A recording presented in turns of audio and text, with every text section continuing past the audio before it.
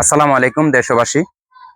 আসলে এখানে আমাদের পৌরসভার সচিব সাহেব এবং উপজেলা ইউনো সাহেব সবাই যখন ছিল, আমরা আসলে দেখছিলাম যে ওনারা খাল পরিষ্কার পরিচ্ছন্ন করার জন্য এসেছে।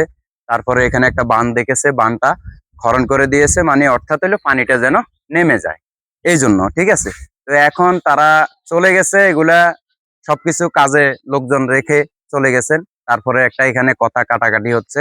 অনেকে মনে করছিল খাল খননের জন্য আসছে। আসলে খাল খননের জন্য আসে নাই, আসছে খাল পরিষ্কার কর্মসূচি, লেখা আছে ওই ব্যানারটার মাধ্যমে আমি দেখেছিলাম।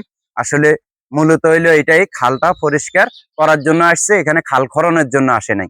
ঠিক আছে, তো আমরা অবশ্যই আহ অন্য কথাতে না কান দিয়ে অবশ্যই যারা যে কাজে আসছে ওই কাজটা যেন করতে পারে, এটার জন্য সহযোগিতা করি। এবং কি আপনাদেরকে দেখাচ্ছি, এখানে অনেকগুলো ফেনা ছিল, ফেনাগুলো পরিষ্কার করছে ওরা।